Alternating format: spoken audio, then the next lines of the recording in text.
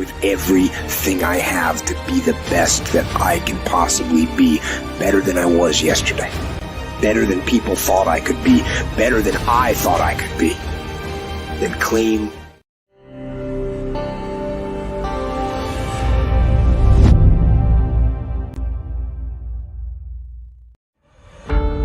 If a new day starts in the dark, why are you afraid to use your dark side for your new beginnings? When you're working on a business or in life, things will always go wrong. That's the human condition. Look, we've all been quitters. Everyone. Nobody's journey is seamless or smooth. We all stumble. We all have setbacks. The question is not if some of these things will happen to you. They will. The question is, what do we do next?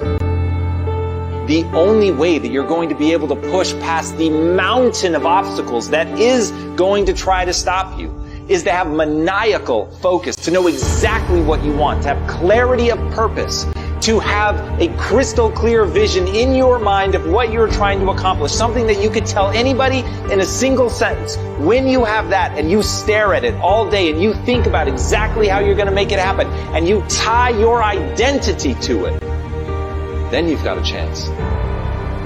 When you face a challenge, remember this: you have nothing to lose. Stand up. Go forward. Go out in a blaze of glory, fighting with everything you've got, every ounce of energy, every bead of sweat, every drop of blood until your last breath. Winning is not about the trophy and the accolades. It's about the grind. It's about the obstacles. It's about the challenges. It's about the pain that you endure along the way. My glory, it happens in the darkness of the early morning, in solitude, where I try, and I try, and I try again, with everything I have to be the best that I can possibly be, better than I was yesterday, better than people thought I could be, better than I thought I could be, then claim, try again, with everything I have to be the best that I can possibly be, better than I was yesterday, better than people thought I could be, better than I thought I could be, then claim one victory that no one can ever take away from me, ever. A victory that is earned every single day. A victory of determination and will and discipline. A victory achieved because I will not stop. How you do anything is how you do everything. It's those little things, the little decisions that you make every single day, as small as it seems, that create an environment in your head of what it is you're becoming. Are you a finisher, a quitter? What are you? How you do anything is how you do everything.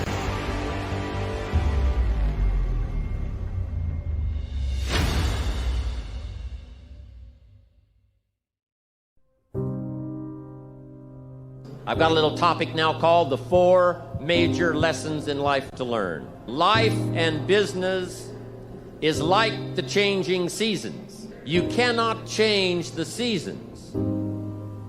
That's impossible. You can't rearrange the seasons. You cannot say, well, I'll take 5 harvest times, no winters, a few springs, and a summer or 2. You can't rearrange them. The seasons are going to come however they're going to come, and you cannot change that. So you cannot change the seasons. But make this note: you can change yourself. And by the way, only human beings have this extraordinary ability to make dramatic changes in their life. All other life forms except human beings are driven by instinct and the genetic code. In America, the goose can only fly south in the winter. And why does the goose have to fly south in the winter in America? Because he's a goose. He can't fly any other direction. But that's not true with human beings. Human beings can go north They can go south. They can go east. They can go west. Human beings can live one way for 5 years and then tear up that script and live a totally different way the next 5 years. Humans can do that. I'm asking you to utilize your power as a human being and change your life to whatever degree you want it changed. If you want your income to change, I'm telling you it's within your power. You're not a tree, you don't have to stay. You're not a goose, you don't have to fly south. I'm telling you, anytime you want to, you can say, I'm going to change my attitude, I'm going to change my income, I'm going to change my abilities, I'm going to do more than I've ever done before. Take on that as your God-given right as a human being to change your life to whatever degree you want it to change. So learn the value of the seasons now. You can't change them, but you can change yourself. Now here's the 4 major lessons in life to learn. Number 1, learn how to handle the winters. It's a fact of life. The winters follow the fall, the harvest. And pray tell how often? 6,000 years that we know of, recorded history. Winter comes after fall. Night comes after day. Difficulty follows opportunity. Recession always comes after expansion. So the winters are going to come.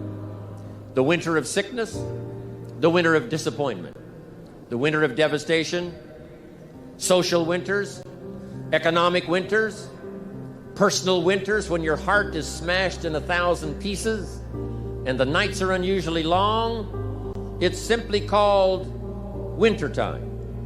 But the winters are inevitable. So it has been for the last 6,500 years recorded history. You say, well, Mr. Rohn, what can I do about the winters of life? In World War II, we marched against the winter, and finally the spring came. We marched against the tyranny of communism, and finally the walls came tumbling down. We marched against the tyranny of the Nazis, and finally liberated the world for democracy and freedom. And that's what I'm telling you. It's possible for you to conquer your winters. How do you keep it so your dad used to say that one of the things he had gotten good at and he wanted you to get good at was not letting the energy of a negative situation or confrontation to carry you away.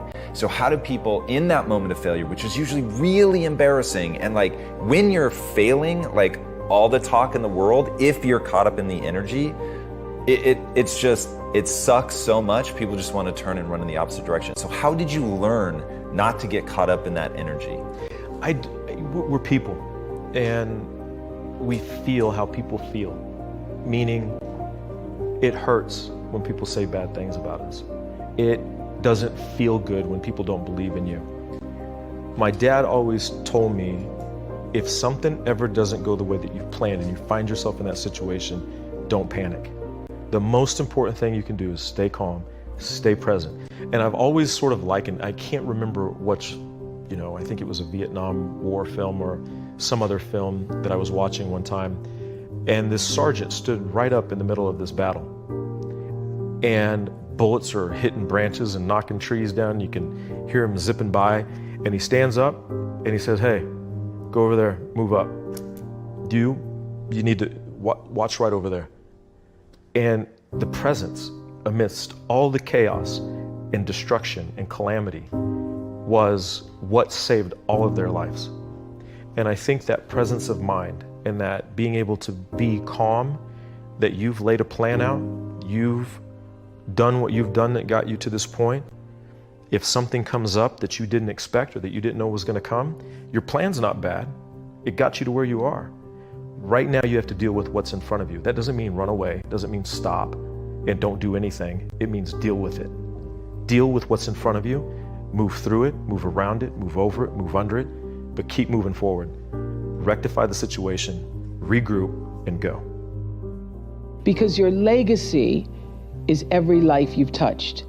And that shifted the way I saw legacy or what you leave behind or what you do.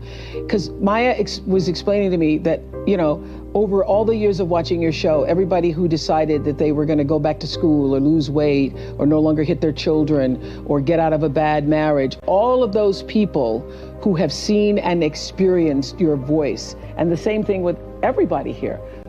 You have no idea what your legacy will be. Your legacy is every life that you've touched. And we like to think of it. I know you have done amazing things with your philanthropy. We like to think that these great philanthropic moments are the ones that leave the impact or will make the huge difference in the world. But it's really what you do every day. It's how you use your life to be a light to somebody else's, you know, and it's how you use your work as an expression of your own art, whatever that is.